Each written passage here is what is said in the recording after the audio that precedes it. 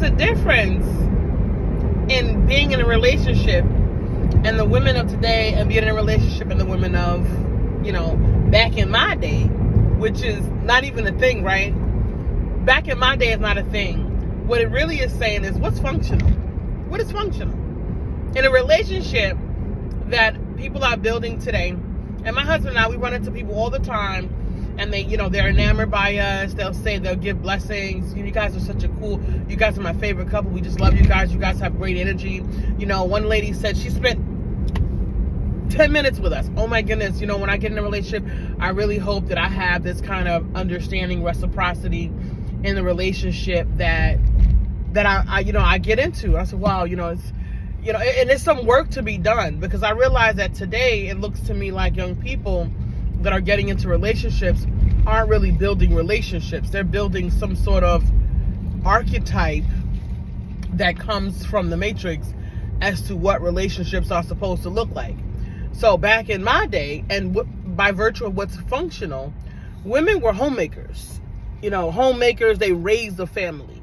Not that, I'm not a whole woman, I don't work. Yes, women, they work, they have education, but you're still raising a family. And what it means to raise a family is to ensure that there's moral standing in the home, that there's healthy environments, that there's good dental, there's good medical, that the family is keeping up with their health. The kids are taking vitamins, and that the family is getting a healthy, well-rounded environment for their development, which means socializing, good things, not just like, oh, we went to Great Adventures, which Great Adventures, I guess, is fun, but I don't see that it's a cultural experience that helps to raise one's consciousness and awareness in this social environment.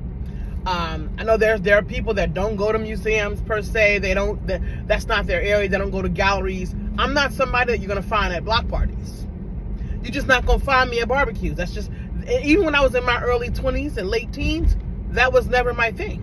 I would go out occasionally with friends, but I just did not like those environments. I don't like those uncontrolled, a lot of movement, and I know that our people, we don't have good behaviors, because I'm real about our situation. We drink, we don't self-control, like a lot of little things that, So in the relationship building piece, it has a lot to do with what you put into yourself and whether you know what the goal is. The goal is to raise a healthy family so that this healthy family can contribute to a healthy overall environment, right?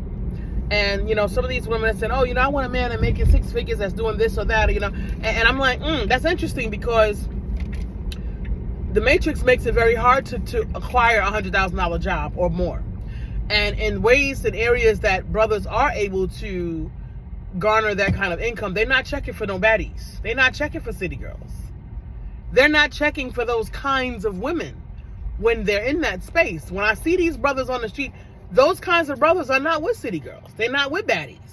So I'm trying to figure out, so what are you creating though? It's really interesting to me. And then the social dynamic of the baddies and the brothers, the behavior that they have today in terms of their courtship, right? You ever see the Peacock? Do some National Geographics and look at what the courtship looks like in the male peacock. And that was always something interesting that I discovered when I was, little, when I saw on Channel 13, National Geographics or what have you.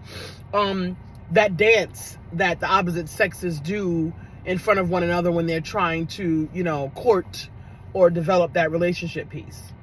I see these young people and they're punching and beating on each other physically. They punch down on each other, calling each other's names, nasty, tags, and it's supposed to be under the guise of joke. And this is supposed to be a courtship. And I'm not talking about just like under 20. I was coaching a young lady who said she wanted to be in a relationship. This woman was 37 years old. And in order for her, she has this, black girl sassy thing going on. But black girl sassy carries a negative, nasty connotation around the energy that surrounds that thing. And there's a lot of us who have this energy as women and as men. So some of our men, it looks a little bit different, but the disposition is just bizarre.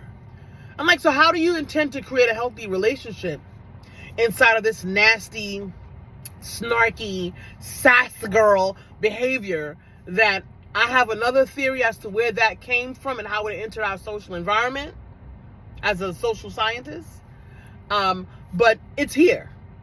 And I don't see that the math in it creates healthy relationships. So when they run into my husband and I, and they're like, you know, they're enamored by us, you guys are our favorite couple. Like the things that people say to us, we're not being for praise. We're literally living our lives. So it's important to note, because we run into envy.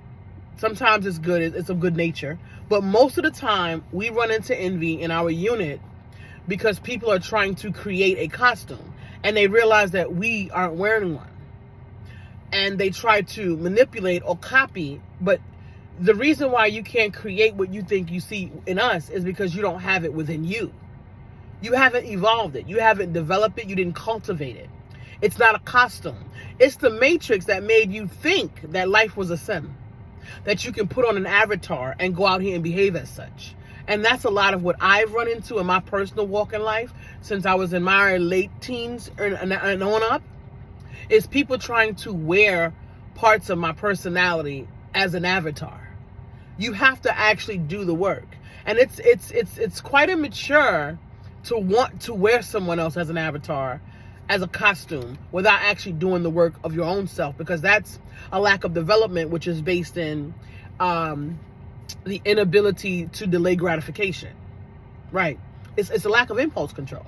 So you need it to happen immediately, but you're 60 years old. You're 35, 40 years old. You know how to build into a relationship, or you should have learned how to build into a relationship at 30, 35, 40 years old.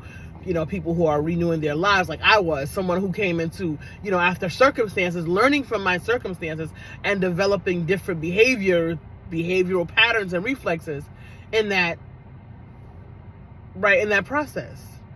So, and I'm just giving this as because we want to look at this, because I'm looking at moral decline, and some of us are really participating in this consistent moral decline. And my husband and I, as a unit and as separately, we get the pushback in our space because there are people who want to contribute, who want to continue this low bar for us. They want to continue having this low level of behavior, of analysis, of actions within our community, because inside of that low level behavior is exploitation. There's a means to exploit. You know, I don't want to exploit. I don't want you to depend on me. I don't want you to follow me.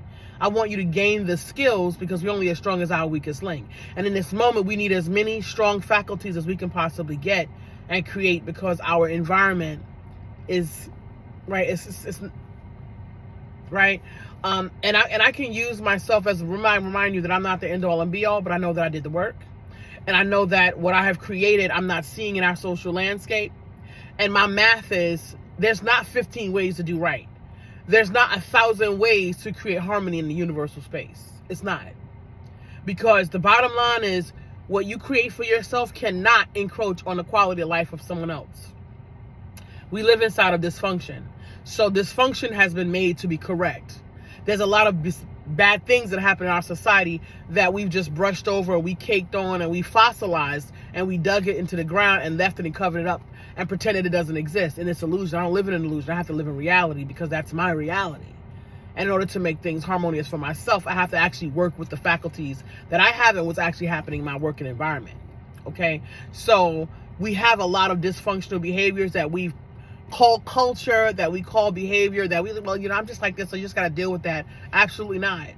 If your behaviors are in such a way where you're so anxious and so disheveled and having these mental breakdowns around your behavior because you don't know what to do with them, then you should be doing some learning and some dealing with your behaviors. Because your behaviors, I don't care what them people told you, because they create everything that a lot of the systems that come out of that circumstance are only there to exploit you and keep you weak so that you don't open up your eye. That's the function of it.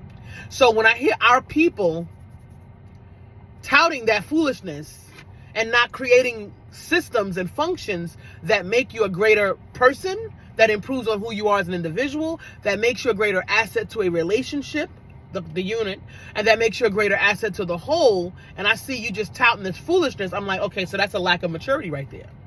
That's what it means. It's a lack of maturity. It's a lack of growth. So I'm here to say to you that it's important that you evolve yourself and become the greatest asset to the whole. What the good person looks like, I didn't have any models. The reading that I did was limited. So I had to create that from a moral prism. And some of the things that I used was some of my Christian journey initially. And then I grew in different tenets, and I learned different types of philosophies and thought processes, Eastern, different types of ways of thinking and processing information. And I developed out of the 42 laws of Ma'at. Some are in the Meroneta. Some of those things through my journey that seemed and my inspiration allowed me to do an appropriate checks and balances on myself. I do a constant self-assessment, even to this very day, because I am constantly in improvement and expansion. I'm not looking to get somewhere and put a period. I am constantly looking to grow, elevate, and continue to expand my ways of being, my consciousness, and my ability to apply my skills to the lived working environment.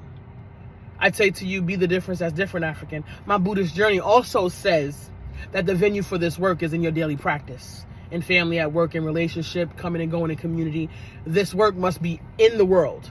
So when I see moral decline, it raises my eyebrows, and it also gives me sadness in my heart, because I know that there's no end. 1 + 1 or cause and effect, thus and thus equals that. What that it equals is not a good thing.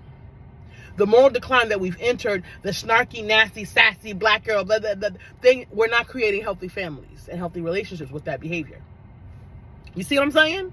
But we like it, and a lot of us do it, and some of us do it because it's a nervous tick at this point. It's a default as a nervous tick, but it's not healthy. So I'm trying to figure out what we do for that, family. So, we want to really do some self-inventory, and we want to be boldly confident enough to stand in front of our deficits and address them. You don't get to just leave them like that just because I'm like that. I'm like that. You got to love me. If you love me, you got to love me. Fix your problems. Fix your deficits. Improve on your being. Get rid of your garbage. Bring in some good stuff. If you don't know what that is, start from scratch. Figure out a compass. There are a few good compasses. It's very, very little things that is in this Western consciousness, society, and even its processes that are going to be healthy for what's possible for humanity, because this society is based on developing things that can be exploited. That means your insecurity, your inadequacy issues, your lack of validation, your need for approval. All of those things are windows that the system, the circumstance gets to exploit for money, for all the things.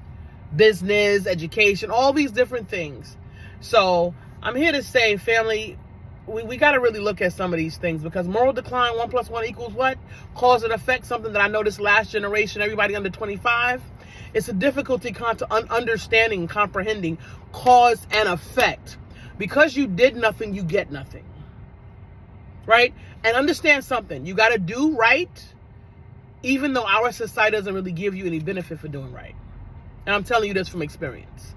We don't live in a meritocratic society. I actually thought that we did, but I realized that we didn't. And the more people that I run into who take and misuse and who siphon off and who don't give reciprocity at my elder age in my life now, and I'm meeting people, professionals at varying levels of their professional development, all the initials, all the status, and so there's no reciprocity, there's no moral compass in it. It lets me know that 1 + 1 = 2. It doesn't come out good there. That it equals is not a good thing. And I'm looking at a severe moral decline. In my flip side of that, I'm nurturing sadness, depression, disappointment, hurt. On the flip side of that, see, we're talking in an academic, in a coaching, in a technical assistance kind of way on this side. But on this side, I'm also the person who has experienced these experiences with our people in the social landscape. And I'm telling you here what's missing. And I'm telling you over here that I have experienced harm and sadness. And because I don't come here because I know we like the pity party, we enjoy the trauma bonding and all that thing, I'm not here for it. I'm here for structured, solution-based thinking. So when I'm over here and I'm going through my changes and I'm purging out this energy and I'm trying to heal this space, I do that work, and then I come over here and I have these solutions that, in order for this not to have happened, we needed these things. We needed personal accountability. We needed a moral compass, right? We needed a concept of Ubuntu, I am because we are. We needed self-validation so that we don't have to compete and siphon off of one another, right? We don't need that. We don't need a power differential. That's not helpful. And a relationship is 100-100. You give your whole 100%, he gives his whole 100%. It's not 50-50. Who lied and told you that? Absolutely not. it's contribution on a task. If that's what you meant by 50-50. But you give your 100% effort, he gives his 100% effort in networking and community and solution-based thinking and all these things. They give their 100% effort and I give my 100% effort. I've been dealing with people for the longest time and they've been given 10%, if anything at all, and then want the whole cake, want the whole pie. Sometimes just take it. Malicious withholding, all of these things are a direct result of all the things that happen over here where there is moral decline, there's a lack of this, a lack of that, and all these deficits. So family, I'm telling you, if you're having relationships, intimate relationships, if you're having family relationships, if you're having community relationships, professional networking, and those bonding experiences, they have to be healthy. In order for them to be healthy, they need to have some elements. And in those elements is no power differential. Okay, there needs to be some moral standing and some balance and some reciprocity and some self-inventory. And no, I don't just have to accept you for who you are, because I have healthy boundaries. And I don't allow people to bring the makers of crazy do not have access into my life. The moment you bring me your foolishness, and I know how developed and how mature you are mentally, depending on how you approach me in conversation and in relationship. And I've had people, because I know how to go along to get along with our people, try to hold grace for them, but they come out with these bad behaviors off the rip. It's sad to me. I just got to watch my clock and see when the ball going to drop. Because we're not doing any self-inventory. And we're behaving out of our impulses. Come on, family, let's do better. We here to stand for the sending of the African soul and the opening of the African spirit. I'm just saying, Salabana in Africa and Namaste, the divine in me honors and respect the divine in you. Let's do better. Peace and blessings.